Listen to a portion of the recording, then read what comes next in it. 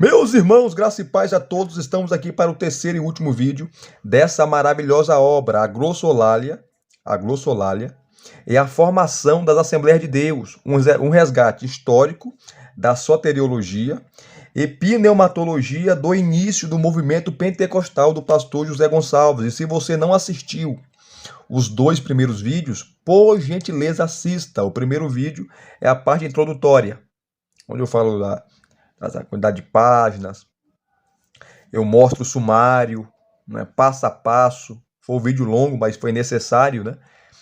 E eu dou uma introdução geral à obra. No segundo vídeo eu mostrei para vocês, assista se você não assistiu, por gentileza, eu mostrei para vocês aqui, ó,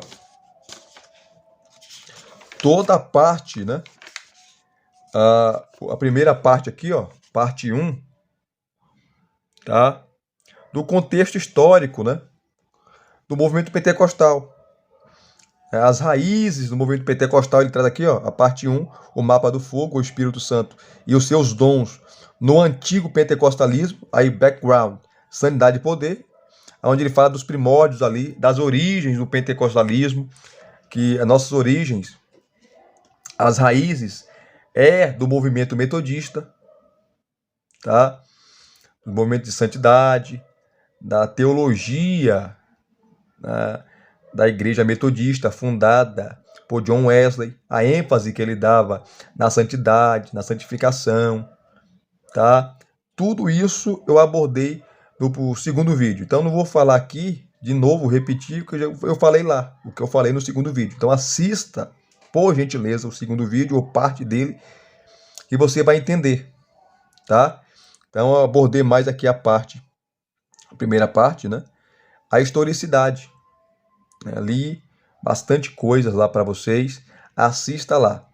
No primeiro vídeo eu também falei do currículo acadêmico do pastor José Gonçalves. Veja lá também no início do vídeo, né? Eu falo isso. Então assista lá também, né, o primeiro vídeo, as partes iniciais, onde eu falo do currículo acadêmico do pastor José Gonçalves, que é pastor nosso, né, da Assembleia de Deus.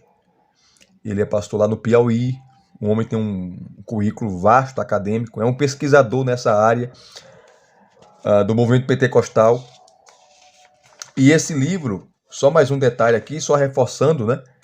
Ele escreveu para mostrar, tá, que mesmo o movimento pentecostal tendo linhas diferentes, ele vai falar aqui da linha americana, os teólogos ali americanos, a linha britânica, na Inglaterra, os teólogos britânicos, e sueca, que ele coloca aqui como escandinava, né? A linha sueca, que tem influência, muita influência aqui no Brasil, porque Daniel Berg e Gunnar Wingre, eles eram suecos, e eles também, além de sueco, eles eram batistas, né? Eles eram batistas. Então, tem também a influência batista, tá? A influência arminiana, né? A influência arminiana, porque desde os primórdios, vários batistas eram arminianos, isso é fato, tá? Isso é fato. Enfim, então, é maravilhoso, é uma obra maravilhosa. Então aqui, ó, para quem acompanhou e viu o primeiro vídeo, eu mostrei aqui, ó, para vocês, ó, tá? Todo o sumário mostrando, né, que a primeira parte ele vai trabalhar os aspectos da pneumatologia, como eu falei, do movimento pentecostal americano, britânico e sueco. Tá? Na segunda parte ele vai mostrar o aspecto da soteriologia, também os aspectos soteriológicos da teologia pentecostal, ou da soteriologia pentecostal americana, britânica e sueca.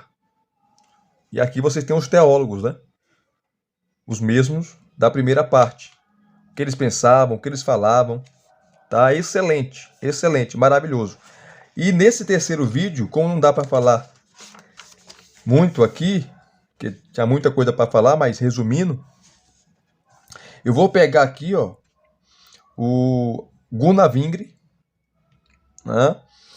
E a influência dele, da teologia dele, a teologia carismática de Gunnar Vingre, né, que são os aspectos da pneumatologia pentecostal escandinava, tá, sueca. E qual era a teologia de Gunnar Vingre em relação ao Espírito Santo? O batismo com o Espírito Santo, tá? Ele vai trazer aqui, Gunnar Vingre, ele foi pastoreado por William Durham, esse camarada aqui, ó, foi um prodígio, né? Morreu novo, com 39 anos, e ele vai abordar aqui a sua formação teológica, enfim, e influenciou muito aqui no Brasil porque ele foi o fundador, juntamente com Daniel Berg, né? Daniel Berg foi seu companheiro aí, fundou a Assembleia de Deus, e nós pensamos como pensamos e defendemos o que defendemos, baseado na teologia desse camarada e também de outros suecos, né? Como Lewis Petrus e, enfim, vários suecos aí, Samuel Nistrom, Nils Nelson, Joel Carlson, enfim, vários pioneiros suecos aqui no Brasil. E a sua teologia em relação à doutrina do Espírito Santo, ao batismo com o Espírito Santo e por aí vai. Então eu vou ler umas partes aqui da pneumatologia pentecostal e a teologia carismática de Gunnar Vingre, né? E também ler para você uma parte, né? Não, para não ser cansativo para vocês, da teologia soteriológica também de Gunnar Vingre, tá? De Gunnar Vingre. Excelente. Excelente. E vamos pegar aqui, página 231. Vamos ver alguns detalhes aqui, rapidamente, daquilo que o Gunnar Vingre falava, né? E as suas influências. Uma das principais foi do seu pastor, William Durham. Ele foi enviado para o Brasil, que ele teve uma missão, né? Ele teve uma missão e ele cumpriu essa missão com unhas e dentes, né? Ele teve antes dessa missão missionária, missão missionária, olha só que nome bonito. Ele teve uma visão, nessa visão ele viu o nome Pará, o Belém do Pará, só que ele não tinha noção nenhuma. Imagina, gente, falando de mais de 100 anos atrás, né? 112 anos atrás, 1910. Ele não tinha noção nenhuma e vieram ao Brasil. E vocês sabem do resto da história, né? Estamos aqui hoje porque esses homens vieram e pregaram o Evangelho e a Assembleia de Deus foi fundada. Então, maravilhoso, né? Maravilhoso. Então tá aqui, ó, Teologia Carismática de Gunnar Vingre. Ele vai falar aqui, ó. É um fato de conhecimento geral que a Assembleia de Deus em solo brasileiro, foi fundada pelos missionários suecos Gunnar Vingre e Daniel Berg. Isso aqui todo mundo sabe, todo mundo conhece. É ponto pacífico. Wigren e Berg, que pertenciam à Igreja Batista Sueca, que teve vários pastores, né? E todos esses pastores influenciaram ambos. Aí ele fala aqui, ó, emigraram para os Estados Unidos da América na segunda metade do século XIX. Segunda metade do século XIX. Na primeira década do século XX, eles aportaram no Brasil com o propósito de fazer missões. A saga desses dois missionários e a gigantesca obra evangelística realizada no Brasil são contadas de uma forma mais ampla nas obras O Diário do Pioneiro, que é dele, do Gunnar Vingre, e outros aqui, outras obras, né? Enviados por Deus e Despertamento Apostólico no Brasil. A teologia carismática de Vingren e Berg e de outros missionários suecos enviados posteriormente ao Brasil pode ser encontrada nessas obras anteriormente citadas. Todavia, o pensamento teológico desses pioneiros assembleanos encontra-se de forma mais completa e específica nos periódicos Som Alegre, Boa Semente e O Mensageiro da Paz. Desses três aqui, o único que está até hoje, né, em em atividade é o Mensageiro da Paz. Mensageiro da Paz, que é um órgão oficial das Assembleias de Deus, tá? E de uma forma mais sistemática nas lições bíblicas da escola dominical por eles produzidas. Inclusive o Som Alegre e Boa Semente, todos os dois foram fundados por Gunnar Wingre, né? Gunnar Wingre foi um pioneiro assim fantástico, né? E foi expulso do Brasil. Vocês sabiam disso? Eles foram expulsos do Brasil.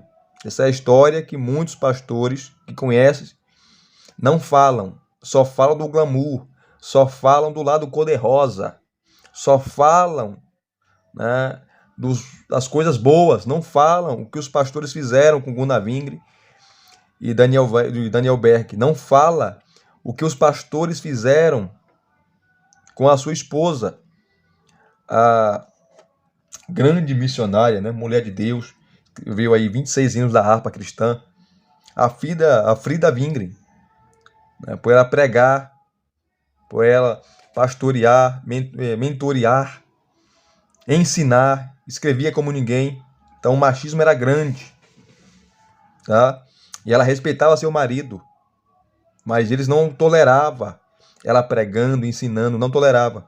Inclusive a primeira convenção de 1930 foi feita, tá, para tratar desse tema, para restringir as ações dela, de Frida Wingre. Essa é a história verdadeira, minha gente. Sou da Assembleia de Deus, mas não posso passar pano em coisa errada.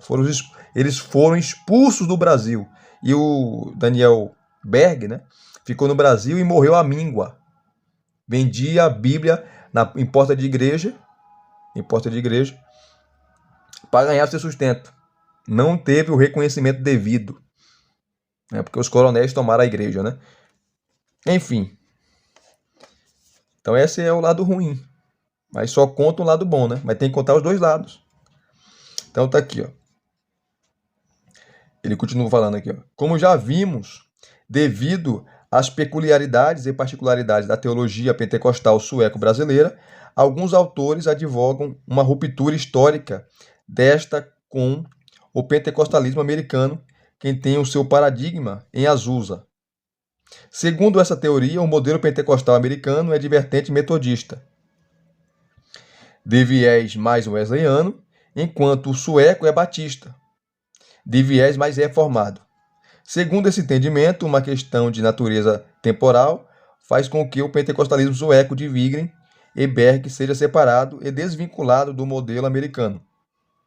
Isso porque, enquanto o avivamento americano da Rua Azusa acontece em abril de 1906, por outro lado, o avivamento de Chicago, que alcançou os suecos americanos enviados ao Brasil, teve início em fevereiro de 1906, que foi 2 meses antes. Ele fala aqui, ó, 2 meses. Em fevereiro de 1906, logo, 2 meses antes do avivamento pentecostal que aconteceu em Los Angeles, na Azusa. Visto dessa forma, pressupõe-se que esses modelos pentecostais seriam de fato distintos.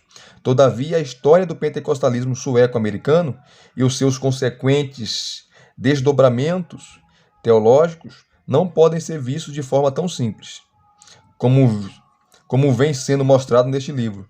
A doutrina da evidência inicial, ou as línguas como sinal do batismo no Espírito Santo, é um distintivo do avivamento da Rua Azusa, que foi impresso sobre o pentecostalismo clássico. Na verdade, o que distingue o pentecostalismo clássico de outros pentecostalismos é justamente a doutrina da evidência inicial, que o batismo com o Espírito Santo, a evidência dele é o falar em outras línguas. Esse é um ponto pacífico no pentecostalismo clássico, né? Ele fala aqui, ó, para os pentecostais clássicos, que tem as Assembleias de Deus, tanto de vertente americana como brasileira, a sua principal representante, o falar noutras línguas, é o sinal físico do recebimento do Espírito Santo. É um fato que pode ser observado, é que tanto Wingren como Berg, quando vieram para o Brasil, mesmo não tendo conhecido Parham e Seymour, acreditavam e defendiam a doutrina da evidência inicial. Eles vinham o falar em línguas como um sinal do Pentecostes. Se as convicções teológicas de Wingren sobre a glossolalia foram formadas a partir do contexto teológico de Chicago, como será mostrado nesse texto, o mesmo não aconteceu com seu amigo Daniel Berg. A convicção de Berg sobre o fenômeno grossolálico deu-se por meio de Lewis Petrus, pastor sueco, né? Na Escandinávia. Berg conta que em 1909, quando no seu retorno à Suécia para passar férias, foi visitar o seu amigo de infância, Lewis Petrus, que nessa época já havia sido convencido por Barrett que as línguas eram sinal ou evidência do batismo no Espírito Santo. Segundo ele, a sua experiência pentecostal aconteceu no seu retorno à América, algum tempo depois de haver conversado com Petrus. Aí tem aqui, ó, toda a história, né?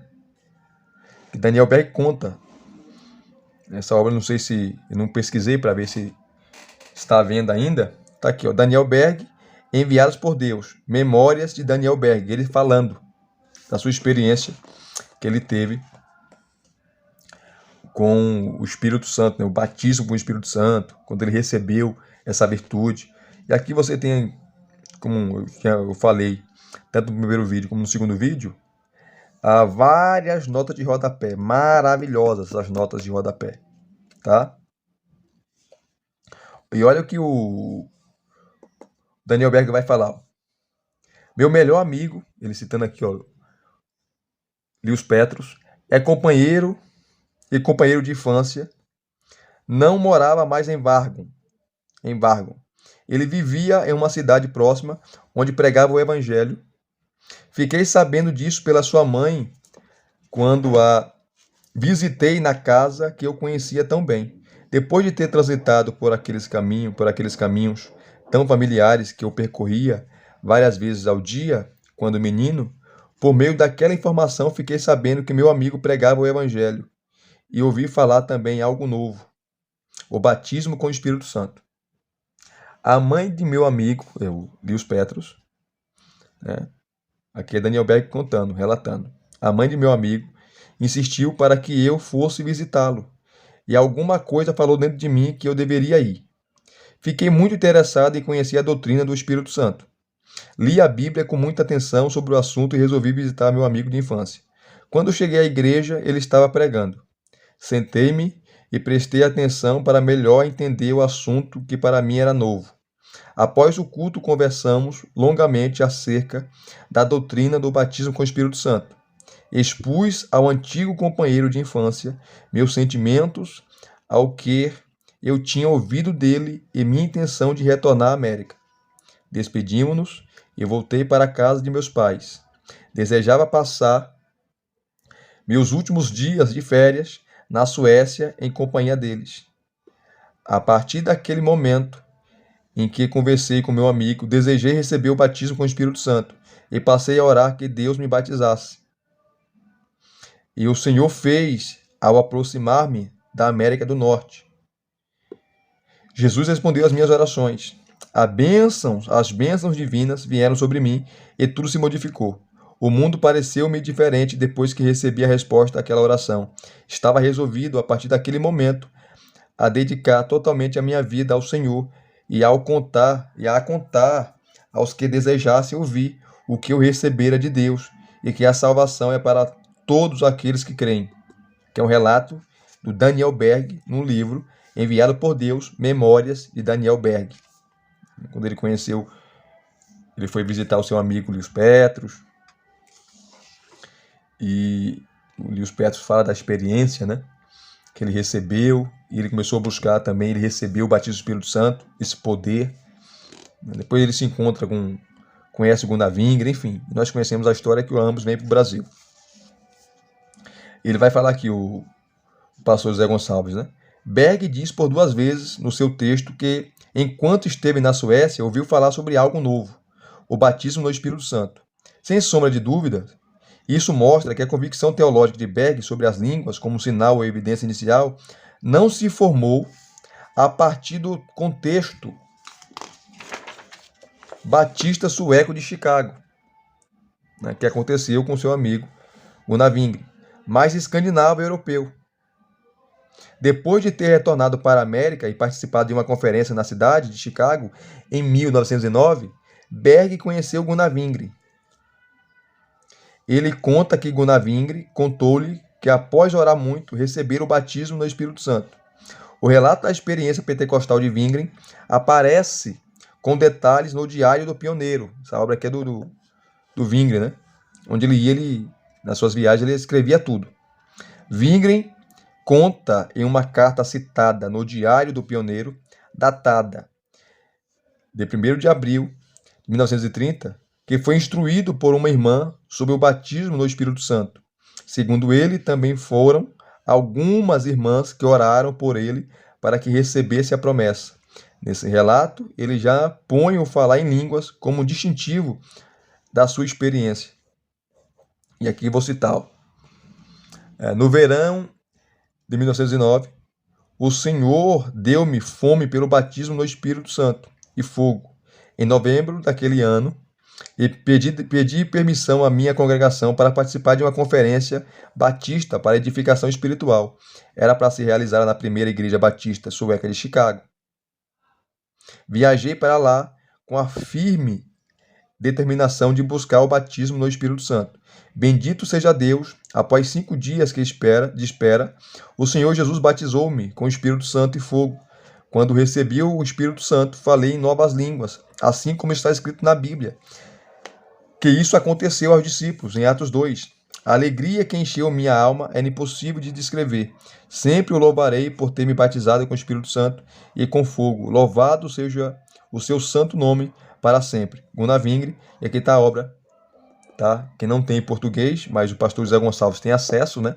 E tem essa obra em sueco, né? Em sueco. Excelente. E aqui, ó, nota de rodapé o tempo todo, tá? Aqui a nota de rodapé, ele fala aqui, ó. No seu livro, eu não sei pronunciar aqui, que está em sueco. No seu livro, tá? Ivar Wingren escreveu que essa conferência provavelmente foi organizada pelo pastor Duran, tá? Pelo pastor Duran. Ivar Wingren é o filho de Gunnar Wingren, tá? É pouco provável que Duran, um pregador independente que se opunha radicalmente ao denominacionalismo, organizasse um evento em uma denominação histórica como a primeira igreja batista de Chicago. Embora Gunnar Wingren nada fale sobre J.W. Hagstrom, que eu falei sobre ele, né, mostrando a galeria de fotos sobre ele, o camarada também teve uma influência gigantesca, né? O mais provável é que esse avivamento da primeira igreja batista fosse um reflexo do que havia acontecido poucos meses antes da segunda igreja batista de Chicago, pastoreada por Hagstrom. O mais correto seria, então, afirmar que Wingren foi à conferência da primeira igreja batista de Chicago com a convicção de que o falar em línguas era a evidência do batismo no Espírito Santo, conforme ensinava o William Duran. O William Duran, ele era sistemático. Para ele, o batismo no Espírito Santo era a evidência e abria as portas para outros dons. Tá? E o Gunnar Wingren aprendeu com ele. Tá?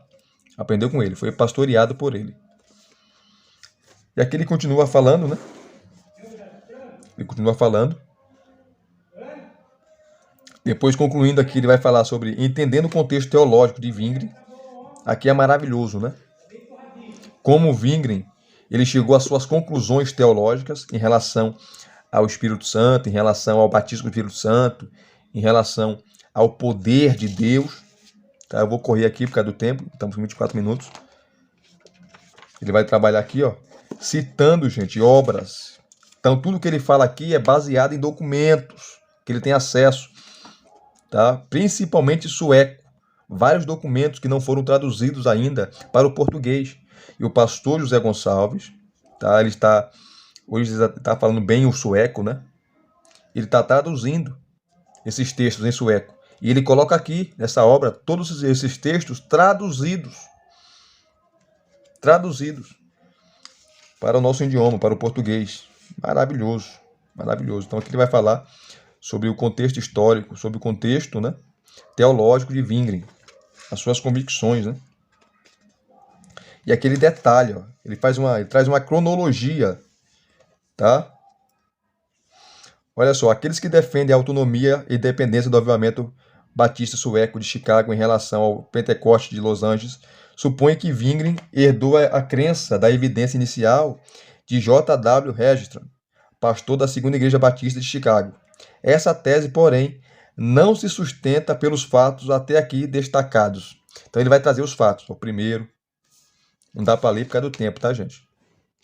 Primeiro fato, segundo, terceiro, quarto, quinto, sexto, sétimo, oitavo, nono, o 10º, tá? 10 fatos aí sobre o contexto teológico de Wingren, né? Ele destaca aqui, maravilhoso, trazendo prova, tá?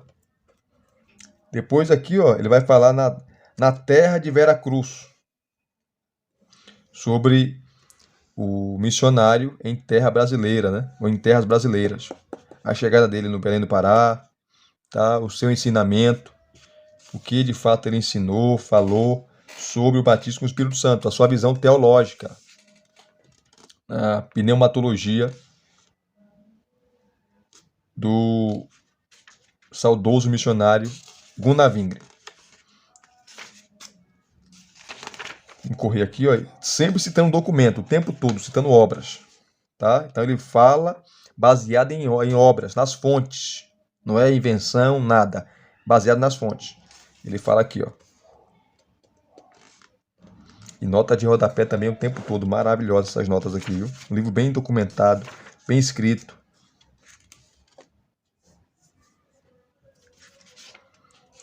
Isso aqui é interessante, gente, que quando eles chegaram no Brasil, eles procuraram a Igreja Batista, né? E muitos pastores batistas, que sabem da história, têm raiva, né? Não vou falar raiva, né? Mas tem um ressentimento em relação aos pentecostais, porque eles chegaram lá, os missionários, e se infiltraram e começaram a pregar essa doutrina do batismo do Espírito Santo, e a igreja foi dividida, né? Que a igreja batista tradicional foi dividida lá no Belém do Pará, porque eles não criam, né, no dom de línguas. E a igreja ali se dividiu. Ele vai falar aqui, mostrando os documentos sobre essa situação que aconteceu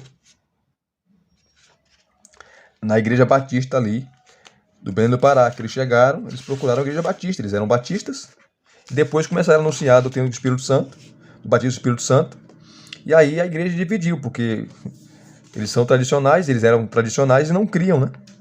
Da mesma forma que os missionários criam. E ele vai relatar aqui, ó, em detalhes sobre essa situação, tá?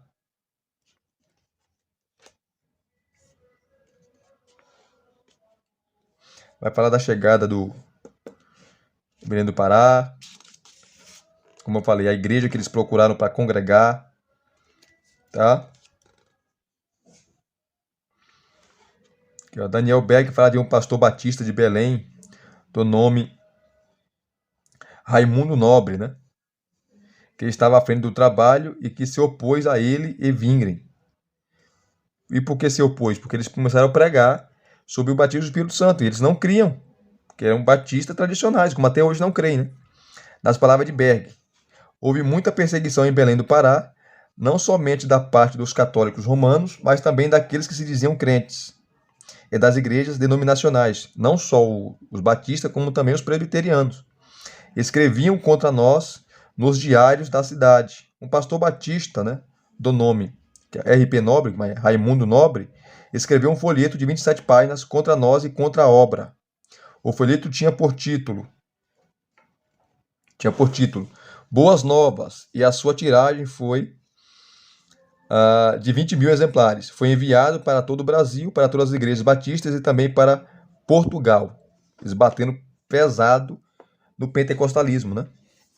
Aí ele fala aqui, o pastor batista Raimundo Nobre, a quem se refere Berg, é Raimundo Nobre. Na verdade, Nobre era um obreiro auxiliar que Nelson havia posto para conduzir os trabalhos em Belém. Em 19 de junho de 1911, Nobre enviou uma carta para o jornal Batista, que foi publicada na edição de 20 de julho de 1911. Nessa carta, Nobre relata o cisma, a divisão, ocorrido na Igreja Batista, que segundo ele teria sido causado por Zwingli e Berg. Nobre diz que nessa época estava à frente dos trabalhos porque Nelson estava ausente. E aqui ele desce o bambu, tá? Não vou ler por causa do tempo, tá, gente? Desce o bambu dos missionários, e o que ele fala aqui de fato é verdade, porque Daniel Berg e Gunda Wingre chegaram em Belém do Pará, eles foram recebidos pela Igreja Batista, que eles eram batistas, mas a igreja aqui em Belém do Pará, naquela época, em Belém do Pará, era tradicional, gente, não criam.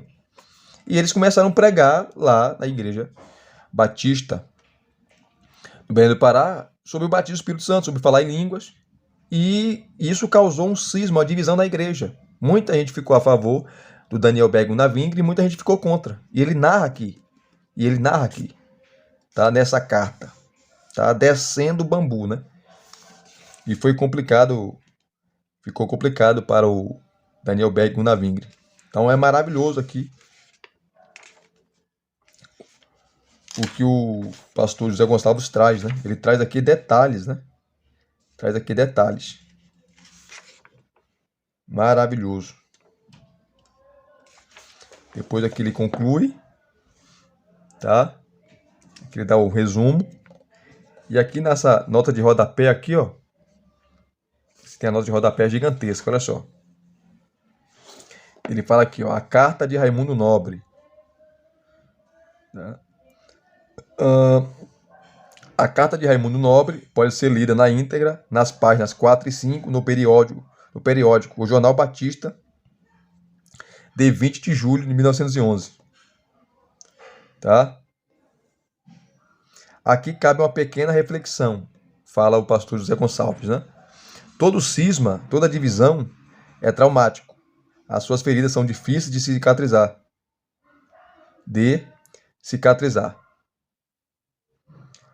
O mais paradoxal nesse caso é que essas feridas são provocadas por questões de natureza doutrinária e quase sempre uma razão bíblica é dada para justificá-las. Foi assim em Belém, bem como em quase todos os cismas religiosos dentro da tradição protestante. Todo cisma ou divisão é uma manifestação de nossa condição humana. Como seres humanos, somos imperfeitos e sujeitos a ferir ou machucar o outro. Então ele vai falando aqui, ó. Tá? Então, os batistas, inclusive o pastor Marcos Granconato, da Igreja Batista Redenção, ele fala isso. Você pode procurar aqui no YouTube, né? Ele cita essa carta aqui do Raimundo Nobre, o pastor Marcos Granconato.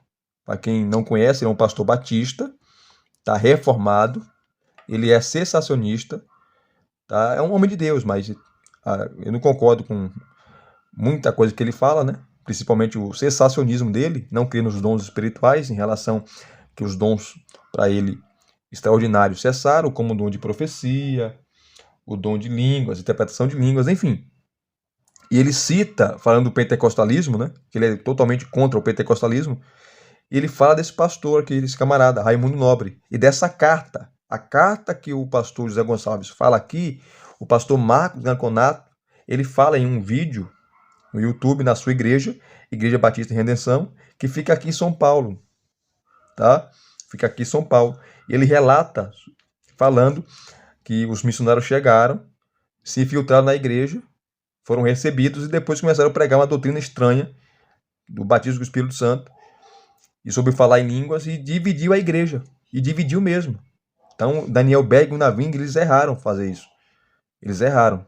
Porque nós não podemos passar pano, né, irmão? Você chegar num lugar, numa igreja, você sabe que a igreja não defende aquilo que você defende, e você começa a pregar aquilo, você vai fazer o quê? Você vai dividir a igreja. E foi o que aconteceu. Muitos irmãos ali saíram da Igreja Batista, tá? Seguiram Daniel Berg e Gunda Wingre, mas eles não agiram corretamente. Eram homens de Deus? Eram. Mas erraram, como eu e você também erra, né? Então, aqui é maravilhoso. Eu estou só dando uma pincelada, tá? Dando uma pincelada aqui por cima. Mas quando você obter essa obra, você vai ler em detalhes. Em detalhes. Aqui você vai ter as considerações sobre a narrativa de Raimundo Nobre. A narrativa dele sobre o fato. Acabando aqui, você vai ter a missão apostólica e a formação das Assembleias de Deus, porque o primeiro nome da Assembleia de Deus, ou da igreja, não era Assembleia de Deus, era a missão da fé apostólica, né? Nome da igreja. 7 anos depois, em 1918, foi fundada a Igreja Assembleia de Deus. Ou melhor, foi mudado o nome, né? Tiraram o nome Missão da Fé Apostólica e colocaram a Assembleia de Deus em 1918. Mas o nome inicial, por 7 anos, de 1911 a 1918, foi Missão da Fé Apostólica. Ele fala aqui. Maravilhoso. Tá? E sempre citando fontes, citando informações, o tempo todo baseado em documentos.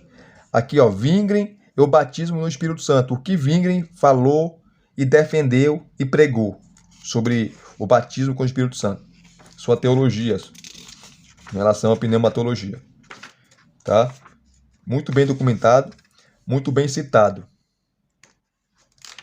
Então, aqui você termina, que eu falei aqui rapidamente, mas o tempo está correndo, né? Sobre a teologia, os aspectos da pneumatologia escandinava, né? E sobre a teologia carismática de Gunnar Wingren. Aqui você vai ter a teologia soteriológica de Gunnar Wingren, né? Que é os aspectos, aqui a parte 2, né? Aspectos da soteriologia escandinava, ou sueca. A teologia soteriológica de Gunnar Wingren. Vamos lá, 413. E aqui eu vou encerrar o vídeo. 413, né? Vamos pegar aqui rapidamente. Só dar uma pincelada rápida. O que ele falou e o que ele defendeu. O Gunnar Wingren era arminiano. Tá? Era arminiano, por isso que a Assembleia de Deus ela é arminiana, né? Ela é arminiana. Muitos assembleianos não sabem nem o que é isso, pela simplicidade, mas a Assembleia de Deus ela é arminiana, porque os seus pioneiros eram arminianos. Aí vem a influência batista também. Quem conhece a Igreja Batista sabe que tem pastores batistas aí reformados, que são calvinistas, outros são arminianos, alguns são cessacionistas, outros não são. E às vezes esses pastores estão na mesma igreja. Então a Igreja Batista é bem eclética, né? Dizer que a Igreja Batista no seu todo é calvinista é uma mentira. No seu nascedouro, a Igreja Batista era, na sua maioria, arminianos. Arminianos. Isso aí é fato. Fato. Não tem como fugir. Então tá aqui, ó. A teologia soteriológica de Gunnar Wingren. Você vai ter toda a exposição da herança arminiana das Assembleias de Deus, tá? Isso aqui é importante, ele começa com a introdução aqui, ó, maravilhosa. E aqui, ó, na nota de rodapé, ele cita o livro, você pode até adquirir esse livro. Gunnar Wingren, O Tabernáculo e Suas Lições, monografia de graduação em teologia do fundador das Assembleias de Deus no Brasil, defendida em 1909 no Seminário Teológico Sueco de Chicago. Ele se formou em teologia, ele tinha conhecimento teológico, o Gunnar Wingren. O Daniel Berg não. Ele era mais simples, mas o Gunnar Wingren tinha um entendimento teológico, né? E aqui você tem a monografia dele sobre o tabernáculo e suas lições. Interessante isso aqui, né?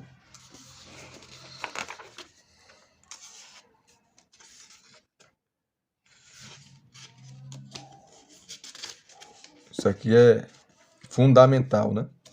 Depois você vai ter aqui, ó, a Teologia Soteriológica de Lewis Petrus, pastor batista, né? Sueco. Vai falar aqui da sua teologia. Não dá para ler, viu, gente? Por causa do tempo. Tá? Depois vai falar da teologia soteriológica de Niels Katzenberg, todos eles arminianos, né? Niels Katzenberg escreveu bastante para o jornal Mensageiro da Paz, era um grande teólogo, escrevia muito bem. Então, nossa herança aí sueca, né? Da Assembleia de Deus. Aqui ele vai falar sobre o arminianismo wesleyano de Katzenberg. Ele batia pesado, esse camarada, vários periódicos do Mensageiro da Paz. Ele desce o bambu. Desculpa aqui a expressão, né? Mas ele descia o rei, como diz o baiano, descia o chicote no calvinismo, né? Inclusive, nos primeiros anos da Assembleia de Deus, se algum pastor assembleano se declarasse calvinista, era expulso automaticamente. Não ficava. Tá? Não ficava. Ele vai tratar sobre essa questão. Depois ele vai falar sobre o elo americano, porque nós temos também, claro, a nossa influência é batista, wesleyana, arminiana, mas também tem um viés aí americano, né? O pentecostalismo americano. Mas nós somos mais influenciados pelo pentecostalismo ali sueco, né? Ou melhor, a teologia sueca. Isso aqui é interessante. Aqui ele vai falar sobre o elo americano. Interessante. E aqui acaba, né? Acaba na página 433. Essa parte sobre a teologia soteriológica de Gunnar Wingren, né? E trabalhando todos esses pastores aqui, o Lewis Petrus e o Niels Katzenberg. Excelente, excelente. Então, é uma obra maravilhosa e fundamental para você, pentecostal. Para você, pentecostal. E para aqueles também que não são pentecostais e querem conhecer um pouco. Mesmo você discordando da nossa teologia, da nossa soteriologia, pneumatologia, é bom você conhecer para não falar besteira e levar aí fake news em relação ao pentecostalismo, né? Tem gente que defende, como o pastor Marco Blanconato, eu gosto muito dele, mas só que ele defende que o movimento pentecostal é herético. E não é herético, irmão. Tem exageros? Tem. Tá? Mas não é herético. Não é. Nós cremos nas doutrinas principais, nas doutrinas centrais da fé. Os pontos que nós divergimos dos reformados, dos cessacionistas, daqueles que não creem como nós cremos, são os pontos secundários. Mas nos pontos centrais, todos nós concordamos. Então, chamar o movimento pentecostal como um todo de herético, olha, ia falar uma palavra muito pesada aqui, mas vou pegar leve. Mas é uma coisa assim, uma deslealdade sem igual. É desprezar a teologia de vários homens de Deus, de vários pioneiros aí, pentecostais, que vieram e fizeram um trabalho maravilhoso em solo brasileiro. Então, tá aqui o terceiro e último vídeo, tá? Eu peço perdão aí pelo tempo. Eu fui até correr aqui para mostrar algumas coisas. Ia mostrar mais, mas não dá tempo, né? E eu não vou fazer o quarto vídeo para não ficar muito extensivo também. Então está aqui o terceiro e último vídeo dessa maravilhosa e grandiosa obra. Se vocês gostaram, deixa aqui o seu like, deixe seus comentários, se inscrevam no canal se você não é inscrito e acione o sininho para receberem todas as notificações, tá bom? Graça e paz mais uma vez. Muito obrigado a todos. Até os próximos vídeos.